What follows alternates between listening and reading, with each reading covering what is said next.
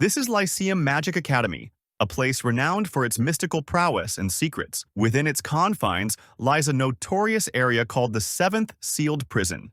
Inside one of the cells in this desolate section, a beautiful woman with dark wings stretched across her back and long flowing hair stood with an air of quiet authority. Her gaze shifted to the door as her voice, melodious yet tinged with curiosity, broke the silence. She noted the presence of a boy she had never seen before, her words cutting through the heavy atmosphere as she inquired about his identity. The boy replied, his tone steady, introducing himself as Eugene Santafield. She regarded his name with a faint smile, calling it brave and noble, and beckoned him to come closer. Unbeknownst to Eugene, this meeting would irreversibly alter the course of his life. The woman before him was none other than the fallen queen, Erinyes, a demon queen of ancient renown who once ruled the southern continent before her downfall. Erinyes had once been an archangel of grace and splendor, cast down to the mortal world after incurring the wrath of the goddess. Her beauty, unmatched and beguiling, had driven many to madness, her voice a siren's call that ensnared hearts and minds alike. Though a hero eventually defeated her and sealed her away, the legend of her reign remained vivid in the annals of history. As Eugene unlocked the cell door and stepped inside, Erinyes commented that he was late, her tone sharp but not unkind. The boy's thoughts scattered as he realized he was standing before a figure of such overwhelming presence, her ethereal beauty rendering him momentarily speechless. Sensing his distraction, Erinyes quirked an eyebrow and asked if he was even paying attention, drawing him out of his reverie. Stammering, Eugene apologized, addressing her formally as the Demon Queen, but she frowned in displeasure, reminding him to call her Ellie when they were alone. Eugene carefully placed the basket of food and wine he had brought on the table, asking if she would like to eat. He mentioned he had procured the wine she had previously requested. Without warning, Erinyes grabbed his collar, pulling him closer with a commanding air, stating that his primary duty was yet unfulfilled. She reminded him that he was to offer his life force to her, a sacrifice befitting her station. As Eugene lay on the cot afterward, his thoughts drifted back to the series of events that had led him to this moment. It had been a year since he transferred to the academy under unusual circumstances, a time when Erinyes had broken free from her seal. Her awakening had thrown the entire academy into chaos, her potent miasma preventing anyone, save for the headmaster, from approaching her. Due to Eugene's exceptional magical aptitude, he had been chosen to serve as her caretaker, a role initially involving simple offerings and duties. Yet, over time, their dynamic shifted as Erinyes developed a peculiar fondness for him. While serving her wine and food, Eugene's attention was drawn back by Erinyes calling his name, her tone laced with curiosity. She asked if he was not planning to leave, to which he responded with confusion, asking what she meant. She explained with a slight smirk that she was referring to dungeon exploration. Her words hinted at intrigue, as she elaborated that it was the final dungeon, crafted by the gods themselves. With her characteristic confidence, she declared she would support him, adding that such ventures always piqued her interest. Eugene hesitated, unsure of her intentions, as she smiled with an expression that was both beguiling and enigmatic. Her declaration that it would be entertaining if he were to undertake such a challenge left him pondering. As he began to pack his belongings back into the basket, he cautiously asked what she meant by support. Erinyes leaned forward, calling his name with a tone that sent a chill down his spine, urging him to make contact with her already. Her meaning became clear as she elaborated, stating that through this bond, Eugene would gain access to her immense magical power. She reassured him that even if his capabilities did not include offensive magic, her strength would allow him to wield a powerful magical sword, granting him unparalleled might. She crossed her legs gracefully, the heavy chains on her ankles clinking softly, as she suggested the arrangement was mutually beneficial. While Eugene would gain power, she would obtain freedom, a trade she described as reasonable. Her voice took on a teasing lilt as she asked if he didn't agree, leaving him caught between awe and trepidation. Eugene remembered vividly how a year ago, he received a letter that shattered his dreams. It was a formal card, detailing the talent bestowed upon him by the goddess of fate, declaring his sole ability as white magic. He was so shocked that his eyes bulged wide and a cold bead of sweat trickled down his cheek. In his world, when one turns 15, they are considered an adult, and the goddess grants them a talent, often accompanied by magical abilities. This ritual marked a defining moment in one's life, determining their future potential. Most people received multiple talents, paving the way for grand ambitions. For Eugene, the single talent of white magic dashed his dream of becoming a magic swordsman, leaving him devastated as he realized his goal was now unattainable. From the moment he received his talent, Eugene's life took a turn for the worse.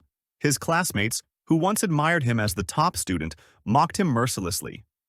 The title, former top student, became a cruel taunt. In this world, value was placed on those with numerous talents, and those like Eugene, with only white magic, were deemed useless. His previous achievements became meaningless in the eyes of others, and no one expected someone so promising to be left with so little. Even those who pitied him watched from afar, witnessing how much he suffered under the weight of their scorn. Seeking solace, Eugene turned to his girlfriend, telling her that no matter the ridicule, he could endure it as long as she was by his side. But her cold response, suggesting they take some distance, broke him. The one person he trusted above all had turned away, leaving Eugene reeling from the betrayal. Running from his past, Eugene arrived at a new academy, determined to start over. But even here, his burdens followed him. As he stood lost in thought, the Demon Queen, imprisoned in the tower, snapped him out of his reverie. She teased him, suggesting he free her, knowing his white magic alone wouldn't be enough to make a difference in his life. Though her proposal tempted Eugene, he refused with a bold face, surprising the Demon Queen with his resolve. As he poured her a cup of wine, she remarked on his unique nature, comparing him to others who would have eagerly accepted her offer. She reminded him that only the headmaster could break the seal that bound her and suggested forming a contract to use her power against the headmaster. Eugene dismissed her idea as absurd, telling her not to speak so casually of terrifying matters. He admitted he stood no chance against the headmaster, and the Demon Queen merely observed, uncertain whether his words were true. Their conversation was interrupted by an announcement broadcast across the academy. A massive fire had erupted, and the Demon Queen commented on the sea of flames, her voice tinged with awe. Eugene watched the scene unfold on the screen, his eyes wide and sweat beading on his brow. He questioned whether this was the 5th level and inquired about the condition of the grassland and forest areas. Preparing to leave, he began putting on his uniform, prompting the Demon Queen to tug at his coat, asking if he was already departing. He told her his duty was complete and asked if she disagreed, explaining that academy students were required to respond to abnormalities in the final dungeon. Despite her imploring him to stay until morning, Eugene promised to return next week before stepping outside. As he walked out, the Demon Queen muttered to herself, acknowledging his serious demeanor. Moments later, Eugene heard the Academy's public system announce that an abnormal situation had occurred in the final dungeon, the Tower of Babel. All students and explorers in the city were instructed to equip themselves and gather at the dungeon entrance immediately. The urgency in the announcer's voice was unmistakable as the message repeated, echoing through the corridors and marking the beginning of another ordeal Eugene could not avoid. Eugene made his way to the announced location, contemplating in his mind the inevitability of such a summons. Within moments, he stood before the Tower of Babel, the final dungeon located in the heart of the southern continent. It was one of the largest dungeons in the world and the backbone of the city-state of Kakrafa. As a result, the Lyceum Magic Academy, where Eugene was enrolled, held the prestigious title of being the top academy on the southern continent. However, the responsibility of protecting the final dungeon often took precedence over academic pursuits. Even the explorers residing in the city were no exception to this rule, as the dungeon's safety always came first. Crowds gathered outside the dungeon, their faces painted with worry and panic. Beads of sweat rolled down their foreheads as they whispered among themselves, speculating on the dire situation at hand. Many remarked that the top explorers were away and that the ordinary barrier magic left behind was insufficient to hold back the raging flames. Some commented that a fire of this magnitude could not have been ignited naturally, adding to the growing unease.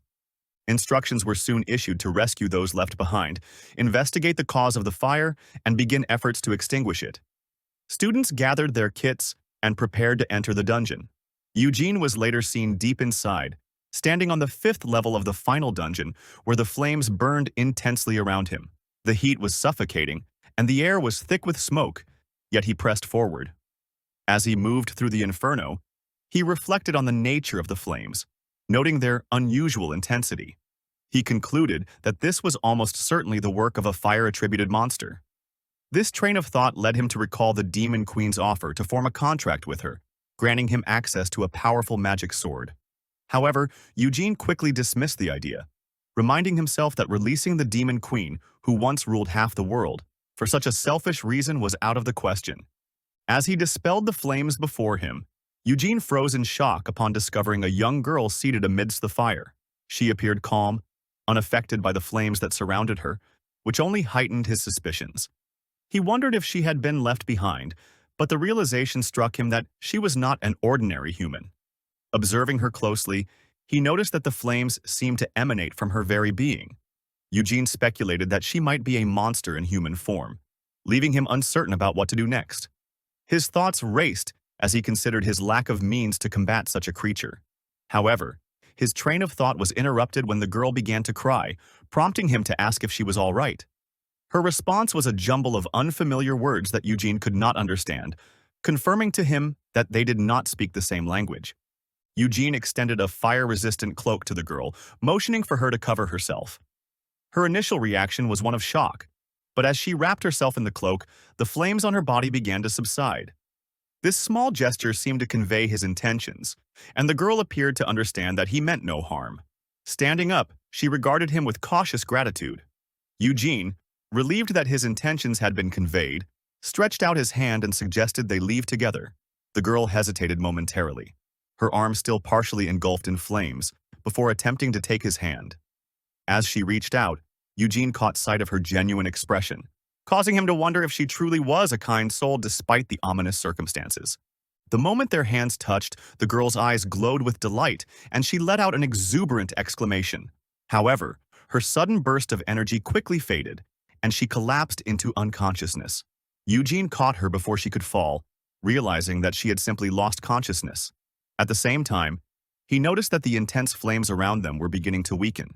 As expected, he thought to himself, questioning whether the girl was indeed the cause of the fire. Yet there was no way for him to be certain at this moment. Carrying the unconscious girl in his arms, Eugene could not have known that she would become a significant figure in his life, destined to alter the course of his fate in unimaginable ways. Eugene was seen carrying the unconscious girl on his back, walking through the weakened flames, making his way toward the dungeon entrance. In his mind, he noted that the flames emitting from her body clearly indicated she was not human. He couldn't sense any malice from her, and as he thought about it, he reasoned that she was probably neither a monster nor a demon. She seemed troubled, and though he felt pity for her, he knew that since her true nature was unknown, he couldn't afford to relax just yet. As he reached the outside of the dungeon, a crowd began to gather, shouting accusations that she was the cause of the fire. Their voices echoed in the air as they stared at the girl, still unconscious in his arms. The people were shocked to see the flames emanating from her, but they were even more stunned when they realized this girl, the one responsible for the fire, had somehow survived the sea of flames. Some of the onlookers speculated that she had to be a rare magic creature, but others continued to shout, calling her a dungeon destroyer. As Eugene walked through the crowd, some spectators commented that the girl seemed unharmed, while others kept yelling at her, calling her a destroyer of the dungeon. Suddenly, some soldiers stopped Eugene, ordering him to follow them. They told him that His Majesty, the king, had summoned him and that he was to bring the dungeon destroyer along to the court. Eugene begged the soldiers to wait, explaining that the girl was still unconscious. But one soldier shouted at him, calling him absurd and asking if he was planning to defy His Majesty. The soldier added that any further resistance would be considered a betrayal of the king. Eugene knew he couldn't risk defying the king, so he reluctantly agreed to follow the soldiers. They led him to the court, where the ministers awaited. One of them banged his fist on the table, outraged by the harm caused to the final dungeon created by the gods.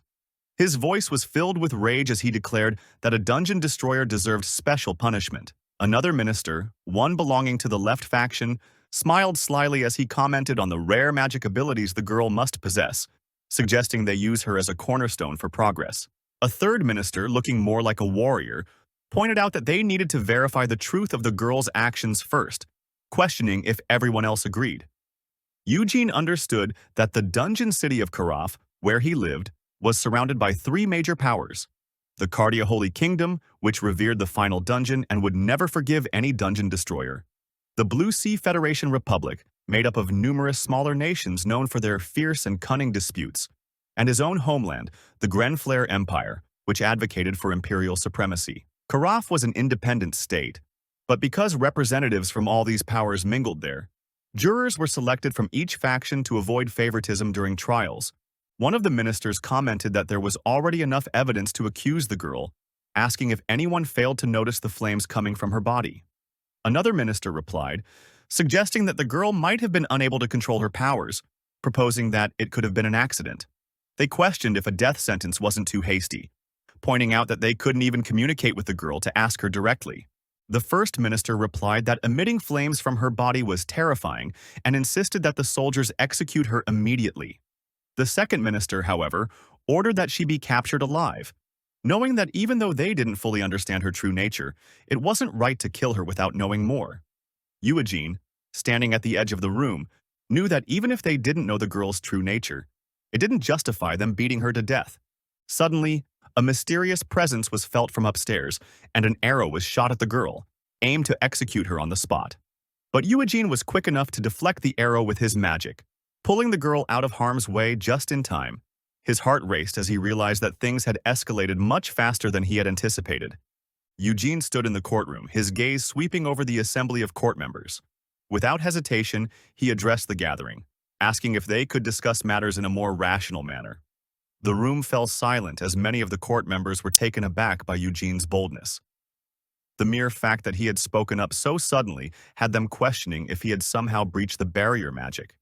Eugene, though, was lost in his own thoughts, trying to make sense of the situation. Why had he instinctively rushed to her aid? His mind was racing, trying to piece together the events. As the silence deepened, Eugene felt a strange unease. The atmosphere in the room had shifted. Something had changed. Then, a voice cut through the tension, announcing that His Majesty, the King, had arrived. The doors opened, and King Uther Mercurius Pendragon entered, his imperial cloak flowing behind him. He looked around, noticing the commotion, and turned his attention to Eugene, remarking on the magic Eugene had just demonstrated, which seemed as potent as ever. The king addressed Eugene, calling his name. Eugene, still processing the turn of events, placed a hand on his chest and greeted the king, respectfully addressing him as Headmaster. He explained that it had been some time since they last met, and introduced the king as Uther Mercurius Pendragon, both the king of the dungeon city Karaf and the headmaster of Eugene's magic academy. Eugene went on to mention that King Uther was known across the continent as the greatest magician alive, the one who had brought together Eugene and the Demon Queen. King Uther, always composed, nodded, his understanding of the situation clear. He spoke calmly, stating that it was important to hear everyone's opinion before making a decision. Then, the first minister stood up, angrily declaring that the girl was a criminal who had destroyed a sacred relic and must be executed. His words were harsh and full of condemnation. Another minister, one belonging to the elf faction, disagreed vehemently, arguing that the girl should be handed over to the Blue Sea Federation. He suggested that her magical power, if guided properly, could be of immense value. The king sighed, his patience tested, and muttered under his breath, "What are they saying?" He turned to the court, commanding everyone to calm down. His voice was firm, yet calm, and he added that they should listen to what the girl had to say. Rising from his throne, the king approached Eugene, urging him to put the bracelet he had just handed him onto Sumir's arm. Eugene froze, caught off guard by the king's request. He was still trying to understand the situation when the king's words left him stunned. "What do you mean by Sumir?" he asked in confusion. King Uther, with a hint of humor in his voice, responded, "What are you talking about, Eugene? You haven't even asked for her name yet." Eugene's shock only deepened at the king's teasing. Despite his shock, Eugene did as he was instructed, placing the bracelet on Sumir's arm. At that moment, the king addressed Sumir directly, asking if she could understand the words being spoken in the room. Sumir, visibly shaken, blinked in disbelief. To everyone's astonishment, she nodded and confirmed that she could understand them. Her reply came in a quiet voice, her eyes wide with disbelief, as she slowly said that she could understand the words of the court. The room was silent for a moment, before whispers began circulating among the court members. Some were amazed, while others were in shock. Their magical tools had failed to affect her at all, and yet she was now able to understand them without any explanation. King Uther, unfazed by the sudden shift in the atmosphere, asked Sumir to introduce herself. She hesitated for a moment, her expression a mixture of confusion and sadness. She finally spoke, introducing herself as Sumira Sashiogi. Then the king inquired where she came from. Sumir's face turned somber as she replied that she didn't know. She told them that when she regained consciousness, she found herself lying in a vast grassland with no memory of how she had arrived there. The mention of the grassland sent a ripple through the crowd, as it seemed too convenient a detail to ignore. King Uther, his brow furrowed in thought, mused aloud. Could it be amnesia? His question hung in the air, unanswered, as he observed Sumir's troubled expression. Just as the king was about to continue, a voice from the back of the room interrupted him. One of the monsters in the court shouted that they should not be deceived, claiming that Sumira's circumstances were far too convenient. The monster suggested that she might be acting, trying to deceive them all. Sumir, visibly nervous, began to tremble, her eyes closing in fear. Eugene noticed her anxiety and stepped forward, gently tapping her on the shoulder. He offered his hand to her, telling her that it was okay to take her time and not feel pressured. His face was kind and reassuring, encouraging her to take a breath and relax. He then asked if she remembered anything, walking toward her with a gentle expression. The murmurs from the court continued as the first minister's voice rang out, insisting that all statements must be verified with official documents. An elf from the crowd commented that they had already tried this before the trial, but the verification spell had failed to work on Sumir. King Uther, now fully engaged, considered this information. He remarked that this meant Sumir's magical abilities were indeed unusual, raising the question of whether the verification spells had simply failed due to her unique nature. He then directed the court to consider that earlier abilities used to question Sumir's background might be in question. The first minister, who was from the church, stepped forward and commented that the court appraisers were experienced, and there must have been some mistake. The king, with a sly smile, responded, saying that his sharp eye could see her species and status clearly. Eugene was taken aback by the king's statement. He was shocked that the king could see everything, and so he asked, "Who is she?" The king, still smiling, teasingly asked if they really wanted to know. Then, with a smirk, he declared that she was a human from a fabled race, Ephris, who was thought to have perished in ancient times.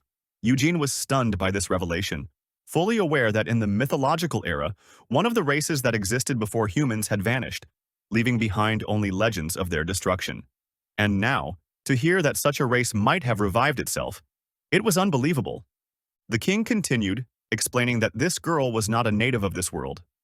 Then, with a grin, he added that, in other words, she was welcome at the Lyceum Magic Academy. He told her that they welcomed reincarnators from other worlds.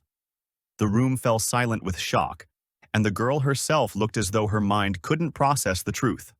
Her eyes widened in disbelief as the king revealed her true nature, and Eugene, who was looking at her, felt a mix of pity and sympathy for the girl.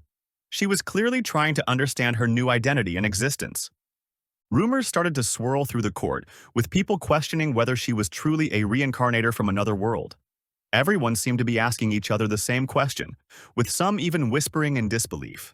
The first time a reincarnator had appeared in this court, and Eugene, familiar with the stories, knew that these reincarnators often arrived from worlds with different civilizations. He had also heard that when they reincarnated, they were often blessed by the gods, and sometimes they came back as special races. The king commented again, noting that it had been a long time since they had had guests from another world. Eugene, in his mind, reflected that meeting a reincarnator felt like a dream come true, an impossible reality now before him. The elf minister, however, interrupted the conversation. He requested a moment from the king, asking if the Blue Sea Federation could have the honor of hosting her. The king shot the minister a stern look. It was clear he knew what was going on. The minister had likely planned to test her abilities. Then the king casually commented that if the Blue Sea Federation wanted to take her in, they would need to cover the restoration costs for the fire damage she had caused. The elf minister, hearing this, panicked. His face twisted in discomfort, beads of sweat forming all over his face. He nervously asked whether the Blue Sea Federation had the financial leeway for such an expense. The king, looking at him, simply apologized and moved on. The first minister from the church then asked the king what he intended to do about her crime of destroying the dungeon. The king replied that such destruction could not go unpunished. However, he added that those from other worlds must be treated with care. The minister from the church was visibly shocked. He began sweating profusely, a look of disbelief spreading across his face. The king then asked if this was the lesson that the goddess of the church had taught them. With a swift motion, he announced that Sumeri was not the evil demon that people had foolishly feared. He continued, explaining that the recent accidents had happened because she had only just arrived in this world and lacked knowledge about her new race. The king emphasized that showing kindness in such a situation would align with the will of the goddess, and he asked the church minister if that wasn't so. The church minister, feeling cornered, reluctantly agreed with the king, though his discomfort was evident. Eugene, standing in the background, silently considered the matter. Though the person in question, the girl, had been left out of the discussion, he couldn't help but think that it wasn't his place to worry about it. His mind wandered, contemplating that once this trial was over, she would likely be taken to a place more suited for her race. Still, he knew that they would not meet again after that. One of the ministers called the king's attention, addressing him with a respectful tone and pointing out that Rugen Saberfield, who had brought the girl back, was an imperial citizen. He questioned whether, in that case, Eugene had an obligation to help her. Eugene, hearing this, couldn't help but think that just a moment ago, this minister had seemed indifferent to the girl's punishment or treatment. Now, with her true nature revealed, Eugene wondered if the minister's interest in her had changed, realizing that perhaps the discovery of her rarity had shifted the dynamics. He considered that an imperial citizen should always strive for the prosperity of the empire, regardless of personal interest. The king, pondering what the minister had said, commented with a hint of amusement that this minister certainly had an agenda. He then announced, with a calm smile, that Eugene was to be appointed as Sumir's guardian. With the same ease, the king added that the academy would cover the restoration costs for the fire damage caused by the incident. Eugene was about to protest, feeling that his abilities were insufficient for such a responsibility. But the king interrupted him, asking if he understood. The king made it clear that in the dungeon city, his words were absolute. Eugene, realizing that he had no choice but to accept the role of Sumir's guardian, felt a surge of uncertainty. Though he had not been prepared for this responsibility, he knew he had no other option but to comply. Eugene was seen in the presence of the Demon Queen, and soon the Demon Queen commented, saying that Eugene was late because he had been busy handling the acceptance of the girl from that case. She asked him if that was why he had come late, and Eugene apologized, admitting his mistake. He explained that this week had been particularly busy, but the Demon Queen sighed loudly and remarked that Eugene only seemed to be paying attention to that otherworldly girl. She expressed her frustration, saying that everything was so boring, and Eugene replied that he couldn't help it, as it was his order. The Demon Queen, however, was not willing to listen to excuses and made it clear that she wasn't interested in them.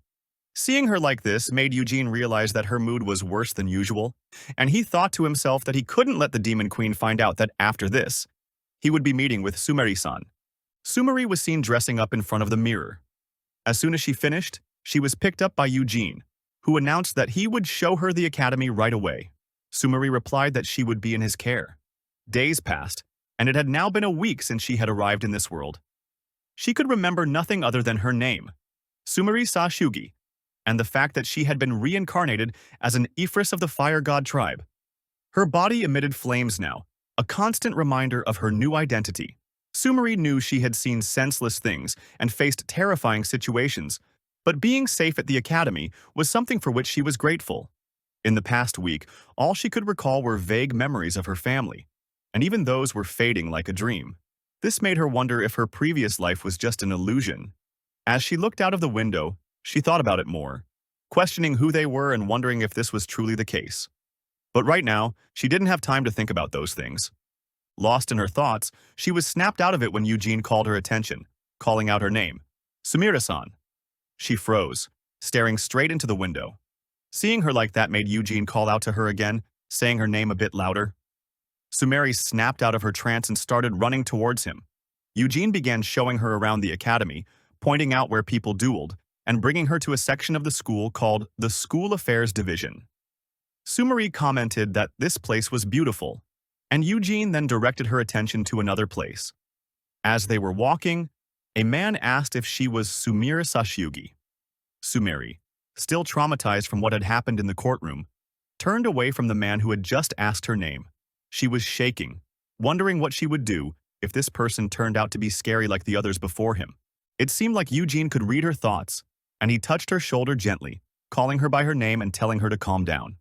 He assured her that all she needed to do was answer the man's questions and that everything would be all right.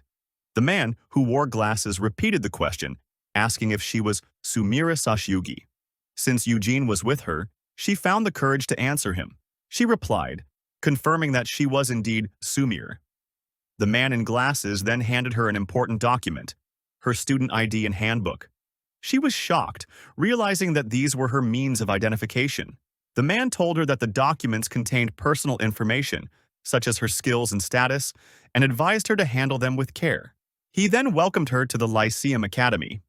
Now holding the large book to her chest, Sumire walked through the school hall. Eugene commented that her meeting with the man in glasses had gone well. He asked if she agreed, to which Sumire simply nodded. She replied, yes, and then smiled brightly as she spoke about how happy she was to have been accepted into the academy. She added that this was all thanks to Eugene, saying it with a gleam in her eyes that made her face light up. As she continued, she mentioned how Eugene had saved her just the other day, and in gratitude, she thanked him deeply. Her voice was filled with sincerity as she bowed her head, a sign of her deep appreciation. Eugene, with a faint smile, asked if she meant the court, assuring her there was no need to worry about such things. Sumire looked at him and grinned, saying that he was really cool and gentlemanly. Even today, Eugene was showing her around the school, which she appreciated greatly. Eugene smiled and replied that it was part of his job as a guardian. Sumire smiled back and teased him, asking if that was not so before walking alongside him, overjoyed by the day. She commented that although the student book was quite large, it seemed a bit difficult to carry around all the time.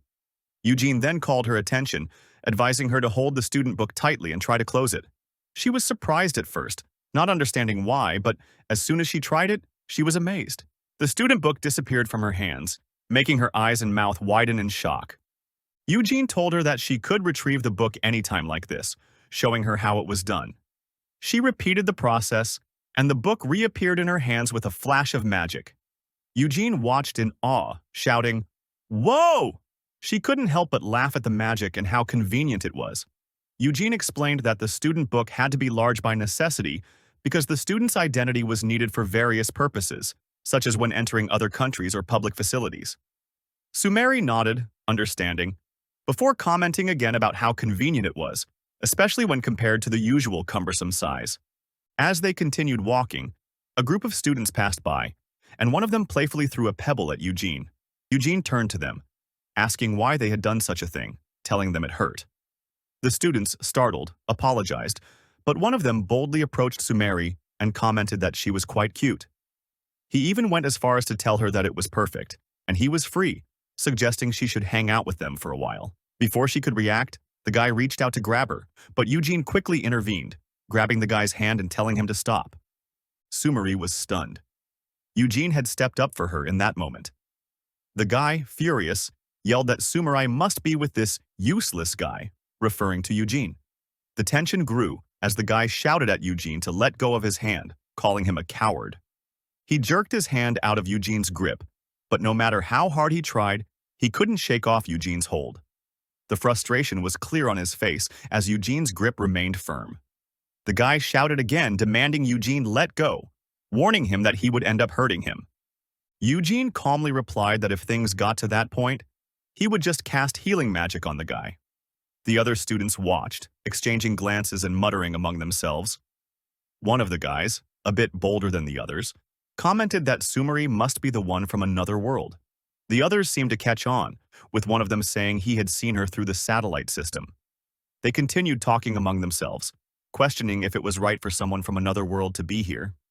Sumire listened, confused and uneasy, as their words seemed to get more hurtful by the second.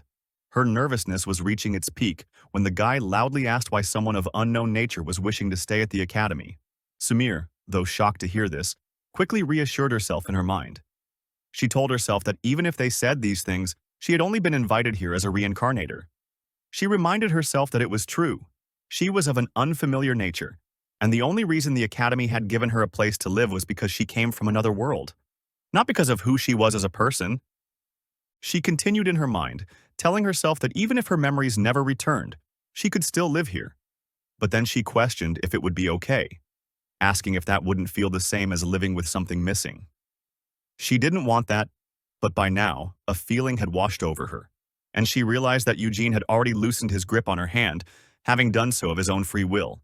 Sumire, deep in her thoughts, wondered who she truly was.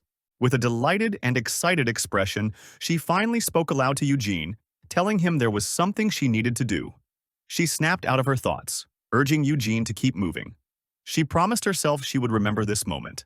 When Eugene called her attention, asking if she was okay and telling her not to mind such people, she didn't respond immediately. He had to call her name aloud to make her turn back to him. Excitedly, she pointed at a tall tower in the distance, known as the Final Dungeon. She asked if that tower was the place from which she had entered this world, asking if that wasn't the right one. Eugene replied, saying that he believed it was indeed correct. Sumire, full of excitement, exclaimed that if that was the case, she wanted to learn more about the Final Dungeon. She added that maybe going there would help her remember something. There might even be a way for her to return to her original world. Hearing this, Eugene realized that Sumire wanted to return to her world. He knew full well that the Final Dungeon was filled with unknown monsters. Even if someone with no combat skills ventured there, they might be of no help. But despite this, he still wanted to help make her dream come true.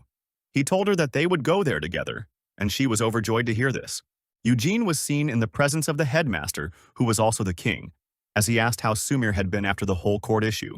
Eugene replied that she had adjusted to academy life quite well, and that she was looking forward to the exploration of the Final Dungeon next week. The king smiled, saying it was time, then added that Sumire was an important visitor from another world, and that, as her guardian, Eugene was responsible for her safety. Moments later, Sumire was seen carrying a shield, marveling at the tall tower known as the Final Dungeon. Eugene called her attention, telling her they should keep moving.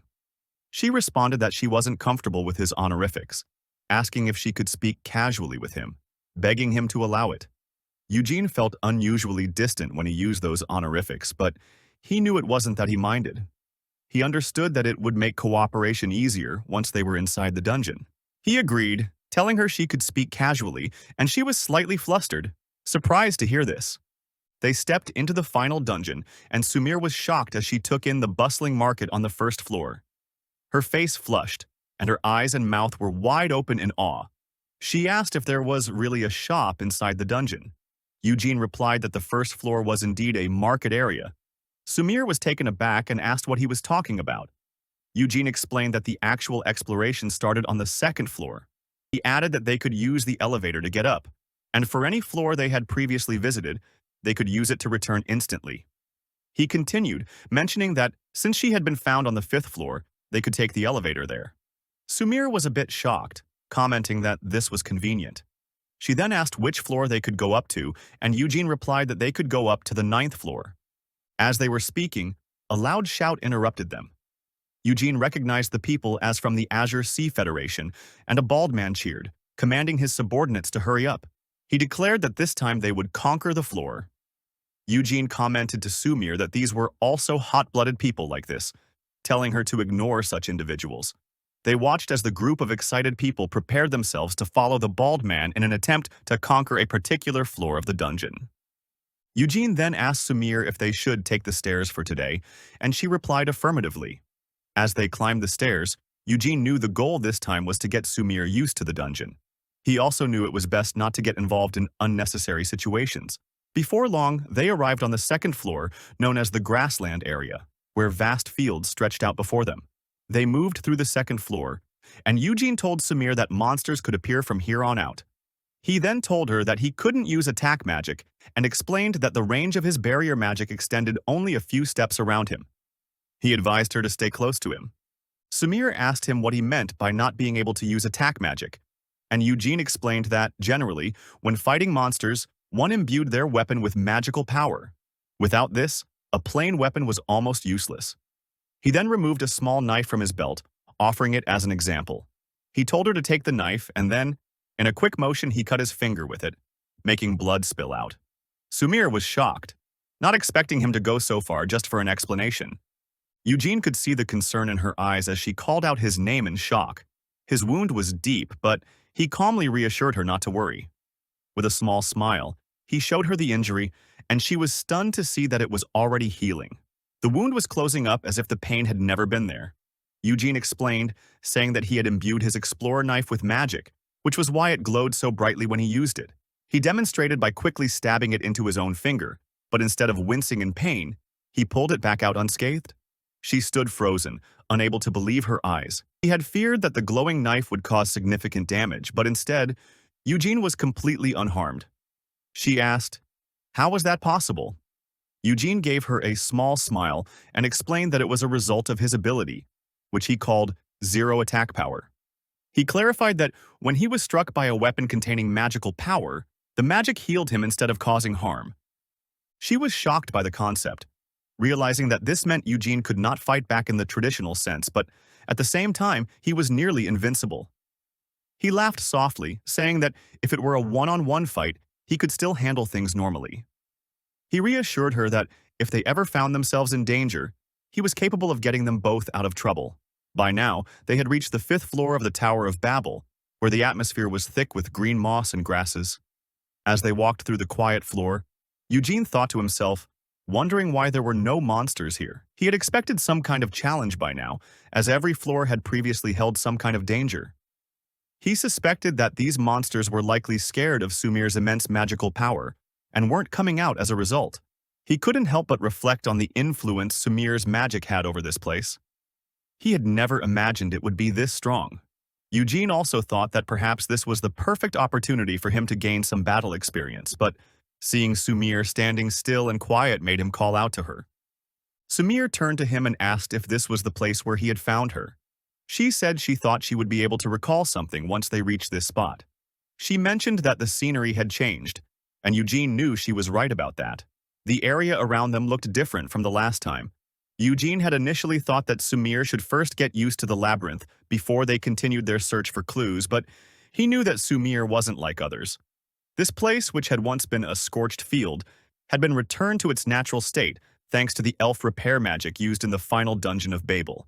Eugene was pretty sure that there was nothing left here that could serve as a clue, which made him feel as though there was no point in exploring this floor any further. Eugene decided to ask Sumir one more question, wondering if she had noticed anything strange before they had met. Sumir thought deeply for a moment, then nodded, saying that she remembered there had been monsters that came after her. Eugene guessed that all the monsters must have fled before the flames consumed everything. She didn't seem to remember much after that, and Eugene realized that, after meeting him, Sumir hadn't encountered any more monsters. He felt a spark of hope, though it was slim. Maybe, just maybe, if they faced another monster, she would be able to remember something more. He suggested they keep moving forward and continue their search, and Sumir, her face lighting up with excitement, agreed without hesitation. They soon reached the 6th floor of Babel, where they encountered a pack of wolves. The monsters were fierce, charging at them with their claws outstretched.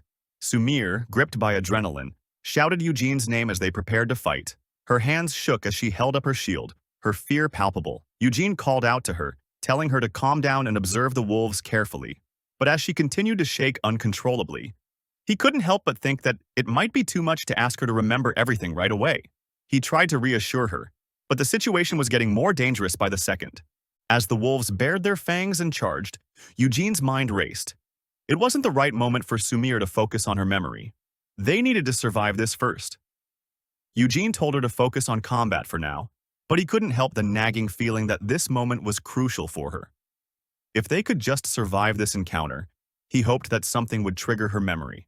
But for now, all they could do was fight. The wolves were relentless, but Eugene had faith that no matter what, they would be able to make it through this floor and continue their journey. But deep down, he knew that Sumir was still struggling, and he would have to be patient with her if they were to overcome whatever challenges lay ahead. Sumir stood there, preparing herself for the battle ahead. A flash of light surrounded her as she activated her magic, summoning a shield for defense. Eugene, observing the scene, thought to himself that this time he had only given Sumir a simple shield spell to help her protect herself. He watched as she then threw her magic at the wolves, sending out a fiery wave that engulfed them. The intense flames forced the monsters to submit, running away in fear. Sumir was shocked to see them flee so quickly, unable to believe that her magic had worked so effectively. Eugene couldn't believe his eyes. He thought, in disbelief, that it must be a joke, that this amount of magical power was casually used by Sumire to attack the monsters as though they were nothing. He realized that Sumire's magic might be on the level of highly skilled mages, possibly even the legendary Ifrit. Just as he processed this, Sumire shouted in surprise. She noticed that her shield had caught fire. Eugene, puzzled, asked if this was some kind of enhancement. Sumire didn't understand what he meant, so he explained that it was magic that adds elemental effects to weapons and armor. Her eyes lit up with excitement as she asked if this was really true. Eugene, deep in thought, tried to make sense of it. He recalled his own training, where he would need specific enhancement spells to add effects to his magic. He wondered if the Ifrit's magical power automatically included these enhancements. He began to consider the possibility that Sumire's magic might be beyond his wildest imagination. He was sure now that her power was far greater than he had ever expected. Despite that, they continued their search for monsters, hoping to trigger some of her memories, but there was no sign of anything that would bring them closer to their goal. They moved through several floors, but so far they hadn't encountered a proper battle. The higher they climbed, the more Eugene began to feel the weight of the situation. They hadn't planned on going this far. But now, just before reaching the 10th floor, Sumire asked him if the area ahead was where the boss was located. Eugene confirmed it, knowing full well that it would be dangerous to proceed. He hesitated, questioning whether it was wise to go forward, especially without any means of attack to protect Sumire. He remembered watching the defeat of many bosses through the satellite system, and even if he had to protect Sumire alone, he knew it would be difficult to break through the defense. He feared that if anything happened to her, he would never be able to forgive himself. With a heavy heart, Eugene called Sumire's attention, asking what she wanted to do. Looking at his gloomy face, Sumire replied with a mixture of excitement and determination. She said she wanted to keep going, eager to test her power further. She smiled, grabbing his sleeve and teasing him. She added that even though Eugene hadn't been this far before, she believed they should at least try. Eugene recalled the many times people had told him to give up because he couldn't use offensive magic, that it was impossible for someone like him to succeed. But, as Sumire's guardian, he knew he couldn't give up on her safety. However, his determination to protect her battled against his hesitation. With a sigh, he snapped out of his thoughts and smiled, telling Sumire they should give it a try. Her excitement was palpable as they neared the boss room on the 10th floor. Eugene was still unsure, but he couldn't deny that Sumire had potential. He didn't want her to stop moving forward, even if it was his ego talking. Sumire, now filled with determination, agreed that they should keep going. They entered the room, where the atmosphere immediately grew tense. They were faced with a massive monster, a huge beast that towered over them. In the center of the room, an armored man lay on the floor, shouting at another adventurer to run. The enormous creature was using its huge foot to stomp on one of the adventurers before lifting him up, preparing to crush him with one hand. Eugene couldn't help but feel the size difference. The man looked like a toy in the monster's grasp. The monster was filled with rage, its glowing eyes burning with fury as it let out a terrifying roar, making Eugene's heart race.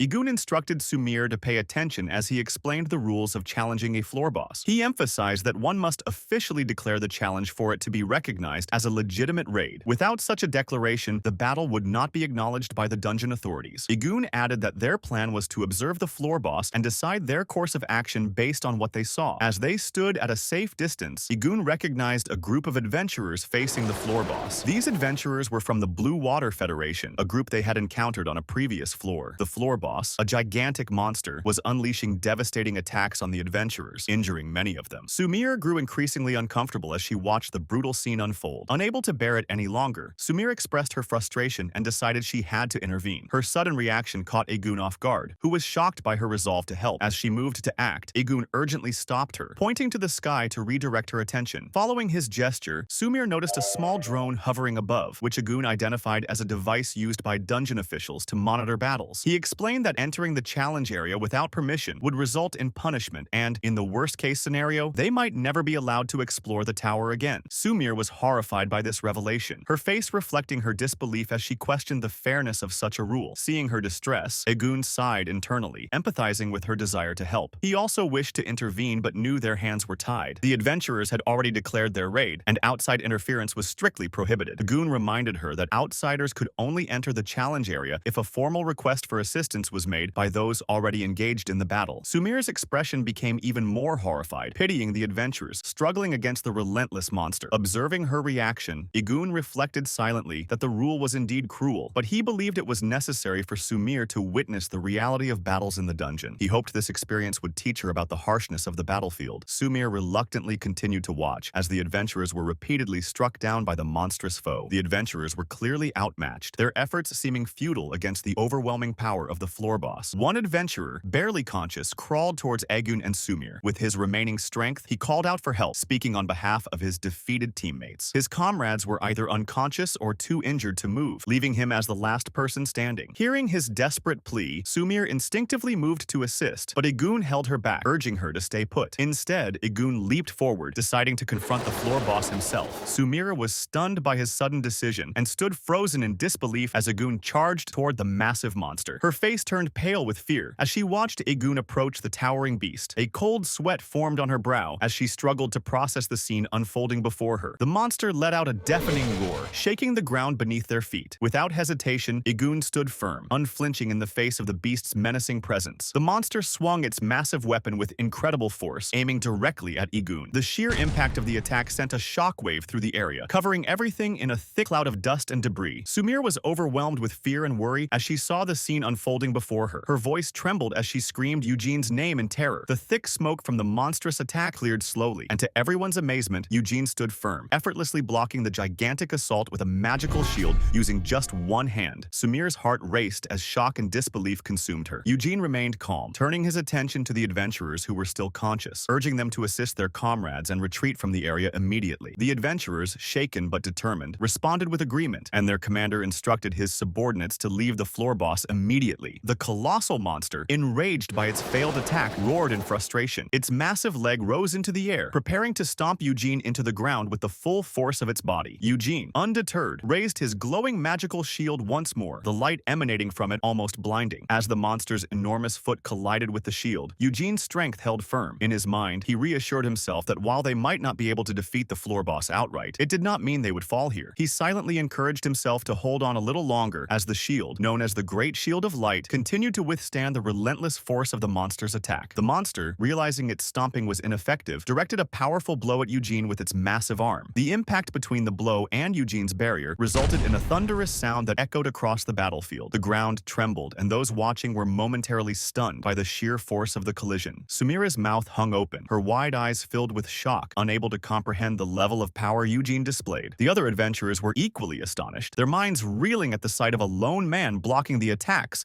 of such a terrifying creature so effortlessly. The monster's frustration grew as it swung its gigantic club at Eugene, attempting another devastating attack. Eugene remained steadfast, blocking the strike with the same glowing shield. Each failed attempt only served to anger the monster further. Its attacks became more frantic and uncoordinated, driven by pure rage at its inability to land even a single blow on this seemingly insignificant human. The barrage of strikes drained the monster, and its enormous body, once full of energy and fury, began to show signs of exhaustion. Sweat, or a substance resembling it, dripped from its massive frame as it panted heavily, trying to catch its breath. The adventurers observing the scene were speechless, their disbelief mirrored on their faces. Their commander, a bald man with a large mustache, commented on the monster's behavior, noting that it had stopped attacking because it was too tired. One of his subordinates, still in shock, questioned whether such a thing had ever happened before. Eugene, noticing that the monster would not attack for a moment, seized the opportunity to step out of its attack range. He moved with calm confidence, his appearance unscathed despite the intense battle he had just endured. As Eugene walked back, looking composed and almost untouchable, Sumira ran toward him. Her excitement was evident as her eyes sparkled with admiration and amazement. She called out to him, her voice filled with awe. Eugene, however, remained composed, his expression blank as he responded with measured words. He explained that his actions were merely a way to buy time for everyone to escape the challenge area, dismissing the battle as no great feat. Looking around, he shifted his focus to what he considered more important, asking if everyone was okay. The adventurers, still recovering from their ordeal, gathered near their injured commander, who was supported by his subordinates. The commander, despite his wounds, thanked Eugene profusely, acknowledging that he had saved their lives. As he spoke, the pain from his injuries overwhelmed him, causing him to cry out in agony. One of his subordinates quickly moved to support him, trying to ease his suffering as the commander continued to express his gratitude to Eugene. Eugene noticed the dire situation and immediately decided to act. Using his advanced healing magic, he directed his attention to the commander of the Blue Water Federation, whose critical injuries threatened his survival. A bright light enveloped the commander, and within moments, His wounds vanished as though they had never existed. The commander stood in shock, examining his restored body and exclaiming that his injuries had been completely healed. Eugene then turned his focus to the rest of the injured adventurers, instructing them to present their wounds one by one. With precision and speed, he healed every single one of them, leaving the group awestruck by his abilities. Their astonishment grew as they realized they felt as if they had never been hurt in the first place. The adventurers, amazed at their miraculous recovery, began chatting amongst themselves about how close they had been to death.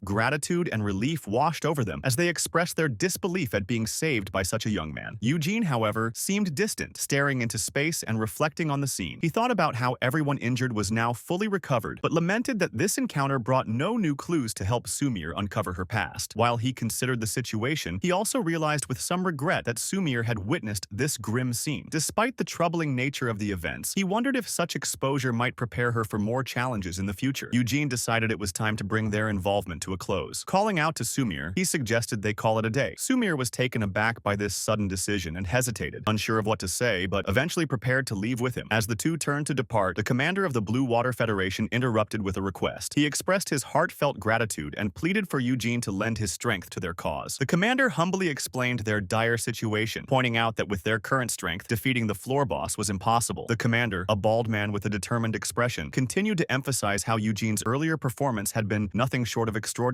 He was certain that with Eugene's help, they could overcome the formidable floor boss. Despite his initial reluctance, Eugene felt the weight of the commander's words. Nervousness overcame him as beads of sweat formed on his face, but he eventually responded. He acknowledged the commander's belief in his abilities and expressed his gratitude for their trust, but he admitted that he was unable to use attack magic. The commander, undeterred by Eugene's hesitations, quickly suggested an alternative. He proposed that Eugene collaborate with their elite soldiers, selecting the best among them to form a team capable of tackling the floor boss. Eugene hesitated, but replied that even with such a strategy, success would still be difficult to achieve. He sincerely apologized, stating that he could not assist them in this endeavor. The commander, refusing to give up, passionately argued that his squad was made up of some of the best warriors, and that this was the best opportunity they had to defeat the boss. Eugene firmly stood by his decision, stating again that it was not possible. The commander, desperate and emotional, insisted that moving forward was their only option. He explained that the success of this raid was critical, as the treasure hidden on this floor was the key to saving their kingdom. With sadness etched across his face and nervousness apparent in his demeanor, he revealed that failure here would lead to their kingdom's downfall. The weight of his words hung heavily in the air, as he admitted that he could not face the people or their king if they returned empty-handed. Eugene realized that this was why the Blue Water Federation had been in such a rush earlier. As the situation unfolded, Eugene glanced at Sumire and wondered how strong she truly was. He questioned if they could win against the floor boss with Sumire's strength alone. Observing her panicked expression, he understood that she still had trouble controlling her power. This realization unsettled him, but he steadied himself and called out to Sumire. He asked for her hand, and when she placed her hands in his, a bright light enveloped them both. The sudden glow startled Sumire, and she gazed at Eugene in shock, trying to grasp what was happening. Eugene calmly explained that this was mana connection, a technique that allowed one to borrow another's mana. He told her not to worry and assured her that she only needed to be herself. As their hands remained joined, Eugene thought to himself about the nature of this technique. Mana connection had always been a method for sharing energy among party members, but it came with risks. In the past, whenever Eugene attempted this with others, his overwhelming mana would overwrite theirs completely, rendering the effort useless. This time, however, he felt a glimmer of hope. Perhaps Sumire's immense mana, derived from her heritage as a demigod Ifrit, might make a difference. As the connection deepened, Eugene's body began to heat up. The intense flow of mana from Sumire surged through him, causing him to wonder if he had taken too much of her energy. He released her hands with a relieved smile and thanked her, though she remained puzzled by his actions. Eugene bent down and picked up a sword lying nearby, stating in his mind that he would borrow it for the moment. It had been a long time since he last wielded a sword, and he felt a mixture of anticipation and uncertainty as he gripped the weapon. Channeling his energy, Eugene used magic to enhance the sword, causing it to glow with a radiant light. He marveled at the brilliance, noting how the sword gleamed brightly, a stark contrast to its ordinary appearance moments ago. Despite the enhancement, Eugene acknowledged that the sword was not yet capable of dealing significant damage. To remedy this, he utilized a technique called Demon Flower Sword, infusing the weapon with a combination of his mana and Sumire's. The result was breathtaking. The sword emitted a crimson glow mixed with traces of white mana, creating an otherworldly aura. The sight of the transformed sword filled Eugene with a sense of triumph. He silently celebrated the success of his efforts, observing how the crimson light and the power of the weapon remained unaffected even after transferring his own mana. The mixture of energies signified the harmonious blending of his power with Sumire's. This realization gave him confidence as he prepared to face the formidable floor boss. Feeling ready, Eugene leaped forward forward with determination. As he moved, a bald man in the group shouted, urging him to wait. Eugene remembered the promise he had made earlier when he accepted their request for assistance. He had assured everyone that their rewards would be delivered once the floor boss was defeated. However, Eugene had a condition of his own. He wanted to test his limits with the Demon Flower Sword. Turning his focus to the challenge ahead, he resolved to face the floor boss alone, determined to prove the strength of the newly enhanced weapon. Eugene declared his intent with unwavering resolve, his eyes fixed on the towering enemy before him, sighing out loudly that he would challenge the floor 10 boss alone. The satellite device capturing the events inside the tower announced that the challenge request to defeat the floor 10 boss by adventurer Eugene Santafield had been accepted. The broadcast wished him good luck as Eugene stood holding a sword, emanated a glowing red aura with streaks of silvery light. The adventurer took a firm stance, the glowing sword steady in his hand, his eyes locked on the enormous monster before him. The creature, just recovering from exhaustion, seemed visibly upset, its rage palpable in the air. As Eugene prepared to face this formidable foe, a flash of memory crossed his mind, momentarily pulling him into the depths of his past. He remembered the moment his dream of becoming a demon swordsman was shattered by the goddess's prophecy. Even in the face of such crushing news, he had refused to abandon his goal. He recalled how his father had taught him swordsmanship in his youth, lessons that had become second nature, ingrained in his body like a reflex. Those memories reminded him of the relentless drive that had kept him practicing endlessly, even when told his skills lacked offensive power. Eugene never stopped refining his abilities, swinging his sword tirelessly, honing his techniques with unyielding dedication. The scene shifted back to the present as Eugene resolved to use the signature technique of the Santafield family sword style. He set himself to unleash a powerful move called the Cataclysmic Twin Heavenly Resonance. His mind sharpened with determination, acknowledging that the time had come to unleash the full potential of his demon sword. With precision and speed, he struck the monster with a forceful blow that sent it sprawling backward, landing heavily on its bottom. The monster roared in anger, quickly regaining its footing and retaliating by hurling a massive chunk of rock in Eugene's direction, attempting to engage from a distance. The crowd watching the scene held their breath as Eugene deftly maneuvered to avoid the attack. The thrown rock crashed into the ground with a deafening impact, sending debris flying in every direction. Spectators shielded themselves from the aftermath, some scrambling to safety. The force of the fight left no doubt about the immense power behind each strike. The monster stood its ground, preparing for another assault, but Eugene remained undeterred, his focus unyielding as he strategized his next move. Nearby, Sir Donovan observed the unfolding battle with concern, pointing out to a fellow observer the white line on the ground that marked the challenge boundary. He explained that this line separated the challenge area from the outside and served as a crucial barrier. Staying outside the boundary ensured safety from the floor boss's attacks, though stray blows from within could still pose a risk. Donovan expressed his worry about the potential dangers, warning that the situation could escalate unpredictably if those outside interfered with the fight. Eugene, locked in combat, was keenly aware of the precarious position of his ally, Sumir, who stood just outside the boundary. A fleeting glance from the corner of his eye reassured him that she was safe for now, but the distraction made him uneasy. He reminded himself to remain calm, knowing that external concerns could affect his ability to wield his sword effectively. His grip tightened on the hilt of his weapon as he reaffirmed his focus, determined to end the battle before anyone got caught in the crossfire. Eugene activated the style of Twin Heavenly Sword and directed it at the towering troll. The troll, seeing him approach, let out a ferocious roar and charged forward, ready to counterattack. As Eugene closed the distance, he unleashed another technique known as Wind Form, Sky Step, boosting his agility and enabling him to maneuver past the troll's defense. Swinging his sword with precision, he muttered to himself that now was the time to defeat this beast. His blade struck with tremendous force, aiming directly at the troll. The monster attempted to block the attack with its arm, but the strike was powerful enough to sever the limb. The troll let out a deafening cry of pain, its wound gushing with dark blood. Eugene quickly created some distance between himself and the troll, taking a moment to compose himself while keeping his eyes locked on the enemy. He noted to himself that the previous strike was effective but draining, as his red mana reserves were nearly depleted. He realized that his remaining energy would only allow for one final attack. With this in mind, he prepared to execute a decisive technique. He activated the Twin Heavenly Resonance style, aiming for the monster's thick neck. His sword emitted an arc of crimson energy that cut through the troll's neck with deadly precision. However, Eugene did not stop there. Simultaneously, he activated another set of techniques, Fire Form and Dance of the Lion. He targeted the troll's stomach and neck with a synchronized assault, unleashing a flurry of slashes that burned with the intensity of his red mana. His specialized swordsmanship proved unstoppable, carving through the troll's massive frame and reducing it to a lifeless heap. The troll collapsed to the ground with a thunderous crash, its heavy body leaving cracks on the floor. Eugene stood panting, his sword still glowing faintly with residual energy. The satellite drone above announced his victory in a booming voice, declaring Eugene Santafield as the conqueror of the floor boss. The acknowledgement was accompanied by words of praise for his performance. Eugene stood motionless for a moment, sweat dripping from his face, a testament to the physical and mental exertion he had endured during the grueling battle. He stared at the troll's lifeless body, the weight of the accomplishment slowly sinking in. In his mind, he acknowledged that his techniques, though powerful, were still far from perfect. Improvements were necessary to reach the level he aspired to achieve. He thought about the possibilities ahead, reflecting on how he could further enhance his abilities. He considered the potential of mastering mana beyond his current white and red types, even with just a small amount of red mana infused into his demon sword by Sumire. He had managed to defeat the floor boss of floor 10. The realization left him in awe, questioning whether he had truly accomplished such a feat. As these thoughts swirled in his mind, he was suddenly brought back to reality when a voice called out his name. Eugene turned to see Sumire running toward him, her face lit with excitement. She leapt into his arms, giving him a cheerful hug despite his initial shock. Eugene remained unresponsive at first, caught off guard by her sudden gesture. Sumire, undeterred by his reaction, continued to embrace him, her joyful demeanor showing how proud she was of his achievement. She then pulled back slightly, her face flustered, and apologized for her impulsive behavior. Eugene shook his head and reassured her it was not a problem. He acknowledged that this victory marked a significant milestone in his journey, as it was his first time defeating a floor boss. Sumire, her face glowing with happiness and a faint blush, congratulated him warmly. Eugene, scratching his head shyly, thanked her for her support, expressing his gratitude for her role in his success. As he stood there, still holding his sword, Eugene reflected on the battle once more. He realized that the red mana infused into his weapon by Sumire had almost been completely drained. He acknowledged that without her contribution, achieving this victory would have been impossible. Staring at the blade in his hand, he noted to himself that Sumire's red mana was now running low inside the sword in his hand. Eugene considered the amount of mana he had left, calculating that the enhancement effects would only be sufficient for 2 more moves. His mind turned to the challenge ahead, thinking about how to fight effectively in the future without placing an undue burden on Sumire. She moved closer to the Blue Water Federation party, where all the adventurers cheered for him as a champion. The leader of the party addressed Eugene with great respect, acknowledging that his rescue efforts and the defeat of the floor boss were more than enough to prove his worth. Yet, despite this recognition, Eugene insisted on sharing all the items and treasures dropped by the boss with the party. He only requested to keep the sword he had picked up as his reward, a gesture that everyone accepted without hesitation. Both Eugene and Sumire made their way to the elevator, preparing to leave the labyrinth. Inside the elevator, as it ascended to the surface, Sumire was seen with a bright smile on her face. She expressed how good it felt to accomplish something meaningful, asking Eugene if he felt the same. Eugene, looking at her carefree attitude, felt a mix of shock and admiration. He agreed with her sentiment, but gently reminded her that as an adventurer, it was important to be cautious when dealing with others to avoid being taken advantage of due to her kind nature. As Eugene stood there, his mind drifted to a memory from his childhood. He recalled his father telling him that their family, though skilled with swords, did not wield them for selfish purposes. His father explained that their family's guiding principle was to protect their patrons, a duty and responsibility passed down through generations. Eugene had asked his father why this was so, and his father, with folded hands, replied that the sword of their family prioritized protecting others above all else. He further explained that their family's sword was meant to serve others, bringing joy and smiles to those they protected. A single smile, his father had said, could bring immense joy and fulfillment to the wielder of their sword. Eugene, as a young boy, had practiced diligently with his wooden sword, but had been confused by the concept of wielding a sword to bring happiness to others. When he asked his father about it, his father had assured him that he would understand it in time. Snapping out of this memory, Eugene reflected on his father's words, realizing that he now understood their true meaning. He admitted to himself that he had forgotten this important lesson because of his single-minded focus on mastering the path of the sword. This focus had caused him to overlook the deeper purpose his father had spoken of. Beside him, Sumire noticed his absent-mindedness and called out to him, her voice bringing him back to the present. Eugene responded with a bright smile that made his eyes close briefly, expressing how wonderful it felt to help others. He felt that this was a truly satisfying and precious feeling, something that could not be measured in material rewards. Elsewhere, in the Lyceon Magic Academy Student Council building, a woman sat on a grand chair, her presence commanding attention. She appeared to be the chairperson, and she watched Eugene and Sumire inside the tower through a satellite device. Her expression darkened as she observed their interactions. Seated in her office with papers scattered across her desk, she muttered to herself with a crooked smile, declaring that Eugene belonged to her. She seethed with anger at the thought of Sumire being by his side and vowed not to forgive the girl. Her resolve hardened as she continued to watch them, her thoughts consumed with plans and schemes. Eugene was seen clicking glasses of wine with the Demon Queen, a faint smile playing on her lips as she congratulated him on defeating the floor boss of floor 10. She sipped her wine gracefully, her expression radiating satisfaction. Eugene glanced at her from the corner of his eye, uncertain of her thoughts. The Demon Queen then encouraged him to keep striving for even greater achievements, her face turning slightly red as she smiled brightly. She commented that defeating the floor boss was an effective way to pass time. Eugene, taken aback, responded by saying that the Demon Queen made it sound effortless. He admitted that his victory was only possible because of Sumir's mana, a fact he believed deserved acknowledgement. It surprised Eugene that mentioning Sumir's name did not provoke any visible reaction from the Demon Queen. He found this odd, given that he always thought of her as a highly jealous being. Internally, he was perplexed, wondering why she remained calm. The Demon Queen observed Eugene and remarked that he and Sumir appeared quite close, questioning if her assumption was incorrect. Eugene admitted they were close, explaining that after everything, he was Sumir's guardian. The Demon Queen appeared slightly displeased, pouting her lips while internally acknowledging that Eugene could pursue whatever he wanted. She told herself it was none of her concern how Eugene spent his time, but struggled to suppress her curiosity. The Demon Queen then asked if Sumir had adjusted to this world. Eugene replied that it was not a significant issue, brushing it off as unimportant. Reflecting on his relationship with the Demon Queen, he realized that he shared a connection with her that he could not replicate with Sumir. The Demon Queen asked him if he understood that he was unconsciously playing mind games with her. She clarified that regardless of what happened, she would always remain by his side. The next day, Eugene approached Sumir, suggesting they continue the academy tour that had been interrupted by a previous incident. As they walked, Eugene's tired appearance caught Sumir's attention. She silently wondered if he was not getting enough rest. Eugene led her to a particular section of the academy, pointing out a large building designated as the student council office. Sumir's face lit up with surprise, asking if it was true that an entire building was dedicated to the student council. Eugene explained that the student council was a prestigious organization at the academy, which justified the allocation of such a significant facility. He then pointed to nearby buildings that were used for club activities and academic classes. As they continued the tour, Sumir wore a bright smile that slightly flushed her face. In her mind, she reflected on how this tour was part of Eugene's work assigned by the king. Even so, she felt happy to spend time with him like this, treasuring the moment. Suddenly, a voice called Eugene's name from behind. A girl, who had long black hair and a scar on her head, rushed forward with a bright smile. She hugged Eugene enthusiastically, asking if he had come to see her. Eugene was visibly shocked by the unexpected embrace, and Sumir's eyes widened in disbelief. She stood frozen, wondering who this person was to hug Eugene so casually. Eugene gently pulled the girl backward, trying to create some space between them. He told her to calm down, explaining that he was currently showing Sumir around the academy. He addressed the girl by the name Sarah, requesting her to excuse him for the time being. Sumir remained rooted in place, still processing the scene that had unfolded. She began to wonder if Eugene and this girl shared a romantic relationship. Sarah turned to Sumire, calling her name to confirm if she was right. After a brief moment of hesitation, Sarah spoke again, saying that for her to accompany Eugene, Sumir must be the reincarnated one. Sumir nodded in acknowledgement, nervously introducing herself as Sashyugi. Her hands trembled as she glanced at Sarah, feeling the weight of the situation. This girl named Seda was caught in a whirlwind of thoughts. What did this girl want with her? Why was she so insistent? The tension was thick, and Sumir was unsure how to react. Sarah greeted the girl with black long hair and a scarf, introducing herself as Sarah, and then explained that she was a candidate for the Holy Sword from the Holy Land of Chaldea. She went on to mention that she was currently the president of the student council at the academy. Sumir's eyes widened with surprise when she heard that, but the shock deepened when Sarah revealed that she was also a former comrade of Eugene. The words comrade lingered in the air, and Sumir quickly asked what Sarah meant by that. Sarah's smile softened as she explained. In the past, she and Eugene had been on the same team, climbing the tower together. This had happened around the time when Sarah had enrolled at the academy about a year ago. As Sarah spoke, Eugene sneezed, breaking the moment. He appeared uninterested in the conversation about girls and magic. His expression, a mix of indifference and mild irritation, clearly indicated that he wanted the discussion to end. To steer the conversation back, he interjected, stating that Sarah was originally a princess who couldn't wield magic. Eugene continued, explaining that at that time, when they were together, Sarah's talent had begun to blossom. He further added that Sarah was one of the few people capable of wielding the Holy Sword, a rare and powerful weapon. Sumire couldn't hide her astonishment. Eugene's words seemed to explain the connection between Sarah and himself. However, she was more curious about what Eugene meant when he said that their team had been disbanded. Eugene's tone shifted slightly, and he went on to clarify that because of Sarah's blossoming talent, their team had eventually split. Sarah had grown stronger, and their bond had become strained. Sumir, listening intently, commented that it seemed like Eugene had kept a record of all their accomplishments, specifically mentioning their time on the 9th floor. The mention of the 9th floor seemed to trigger a distant memory for both Sarah and Eugene, but Sarah quickly dismissed it, trying to deflect from the topic. It wasn't long before Sarah, sensing the tension, spoke up again. She told Eugene that they should start over, forming a team again. She emphasized that Eugene should not form a team with the girl standing beside them, referring to Sumire. The statement stunned Sumire. She had been listening carefully, but this felt like an unexpected slap in the face. The words cut through her thoughts, and for a moment she couldn't believe what Sarah had just said. Sumire looked at Eugene, her confusion evident. The comment left her reeling, and she couldn't understand why Sarah would say such a thing. It felt like a personal attack, but Sumire was too stunned to respond. respond immediately. Sarah, seeing Sumir's expression, turned to her with an apologetic look. She apologized, explaining that she was struggling to understand why Sumir couldn't see that they were discussing something important at the moment. Sarah urged Sumir to stay quiet and let them talk. This moment was a test of Sumir's patience. She had already endured much, and the tension in the air was beginning to break her composure. Sumir felt a surge of anger rise within her. In her mind, she wondered why Sarah would go so far as to challenge her like this. She had always considered herself to be somewhat understanding, but this situation felt different. Her usual shy demeanor shifted, her expression darkening with frustration. Her patience was thinning, and she couldn't just sit idly by. She had a voice, and she was ready to use it. With a deep breath, she looked directly at Sarah and spoke. She told her that it wasn't right for Sarah to speak to her like that, especially considering their history with Eugene. She reminded Sarah that she was Eugene's current teammate, and Sarah, being from the past, should be the one to stay quiet. The words were out before Sumir could stop them. Sarah, clearly surprised by the sudden confrontation, was silent for a moment. Then, a small, crooked smile appeared on her face. She didn't seem angry, but rather resigned. She looked at Sumir and said it was fine. She acknowledged that Sumir should allow them to duel. The duel, according to Sarah, was meant to determine who would be the most suitable teammate for Eugene. The atmosphere shifted once again, this time with the sense of an impending challenge hanging in the air. Without further discussion, they made their way to the Lycian Magic Academy training area for the duel. Eugene, as the one in charge, quickly laid out the rules for the duel. He told both girls that the rules were simple. They would have to hit more targets within the time limit to win. Sarah and Sumir nodded in unison, both determined to prove themselves. The tension was palpable as they prepared for the duel. Eugene, standing off to the side, reminded them that they had to act quickly as the hourglass was running out of sand. The challenge was set, and there was no turning back now. Sarah, with her calm and confident demeanor, announced that she was starting the duel. She activated her technique, drawing her sword with practiced ease. The sword of mercy glowed brightly in her hands, sending out waves of magic that lit up the entire training area. The sword transformed as Sarah launched it toward the multiple targets placed in the sky. The magic swords flew with precision, hitting targets one by one. It was a breathtaking display of power. Each strike seemed to obliterate everything in its path. The targets fell, one after another, with such speed that it was hard to count how many Sarah had already hit. Sarah informed Sumir that her turn would be next, explaining that the target would disappear and reappear soon. As she looked on, Sumir noticed that Sarah had already hit all the targets in just a few moments, leaving her with no choice but to prepare for her own turn. She could not help but feel the pressure building inside her. In that moment, she realized that this was more than just a simple competition. She had to rely on her own strength if she wanted to succeed. Sumir reminded herself that she could not afford to lose, especially not in front of Eugene. She thought to herself that if she failed now, it might mean she would never be by his side again. The fear of disappointing him drove her to focus even harder. Her hands trembled as she folded them in front of her, trying to steady her nerves. A faint glimmer of light appeared from her fingertips, like ribbons of shining fire. As she attempted to activate her magic, she could feel it slipping out of her control. It began to escalate, growing more intense with every passing second. Her thoughts raced, and she began to worry that her magic might spiral out of control. She thought back to the time in the dungeon, when Eugene had saved her from a similar situation. The feeling of her emotions getting the better of her made her uneasy, but she was determined not to repeat the past. Sumir struggled to focus, but her anxiety continued to rise. She couldn't lose control again. Not now. Not when everything was on the line. She thought that she had to make sure the targets were destroyed faster than Sarah could. The fear of failure consumed her, and she realized just how important this moment was. If she failed, she would never be able to stand beside Eugene. Her resolve hardened, and she focused all her energy on the targets. Suddenly, a hurricane of flame enveloped her, burning brighter and fiercer with every second. Sumir felt her magic surging uncontrollably, and she panicked. In the midst of her chaos, she caught sight of Sarah preparing her own technique. Sarah had activated her holy sword technique, the Sword of Mercy, and another technique known as the Light Sword. With the two blades of light, Sarah cut through Sumir's flames, cutting them down piece by piece. It became clear that Eugene had a clear path to approach her. The flames around Sumir were now manageable, thanks to the interference of the two holy swords. Eugene stepped forward, calling out Sumir's name as he slowly made his way toward her, careful not to get burned. He told her to calm down and take control of her magic. Sumir felt a wave of relief wash over her as Eugene's voice reached her through the storm. She took a deep breath and started to regain control over her magic. The hurricane of flames around her began to die down rapidly, and soon the intense heat was no longer overwhelming her. Sumir, now in control, turned her gaze toward Eugene, her face filled with remorse. She apologized for losing control of her emotions and her magic, expressing regret for the chaos she had caused. Eugene smiled gently at her, reassuring her that she had nothing to worry about. He told her that it was a part of the learning process and she simply needed more practice. He explained that a few training sessions would be enough for her to master control over her mana. Sumir was still shaken by what had happened, but Eugene's words gave her comfort. He assured her that what had occurred couldn't be helped, and that it was just a part of the journey toward improvement. Sarah, ever the cheerful one, raised her hand and volunteered to help with the training sessions. She insisted that Sumir shouldn't worry about the the incident, and she would be more than happy to assist in getting her mana under control. Sumire looked at her with gratitude, her expression softening as she realized how much Sarah was willing to help. Not only had Sarah saved her from the flames, but she had also offered to train her, something Sumire hadn't expected. As Sarah's words sank in, Sumire's face brightened. She thanked Sarah sincerely, recognizing her as a true friend. It wasn't just the magic that mattered, but the kindness Sarah had shown her. She hadn't expected someone to be so understanding and generous, especially in such a high-stress moment. But Sarah's actions proved that her friendship was genuine. Sarah, however, seemed to misunderstand Sumire's gratitude. She playfully scolded Sumire, saying that winning a duel like this wasn't the most satisfying thing in the world. She admitted that, despite what had happened, the true goal was to take the burden off Eugene. Sarah's words were laced with frustration as she spoke, hinting at a deeper longing that Sumire wasn't sure she fully understood. Sumire, noticing the change in Sarah's tone, turned to Eugene. She commented that Sarah seemed to be a kind person, and she was beginning to understand the dynamic between them. Sarah smiled warmly at Sumire's comment, brushing it off as nothing. She reassured Sumire that it was no big deal, and that helping out was just what friends do. With a final playful wink, Sarah suggested that they plan Sumire's training together. She added that afterward, they could all go out for dinner to celebrate. Sumire's expression faltered slightly at the suggestion. In her mind, she couldn't help but wonder if this arrangement was truly what was best for her. Despite her feelings, she agreed, her face reflecting a mix of uncertainty and a reluctant acceptance of the situation.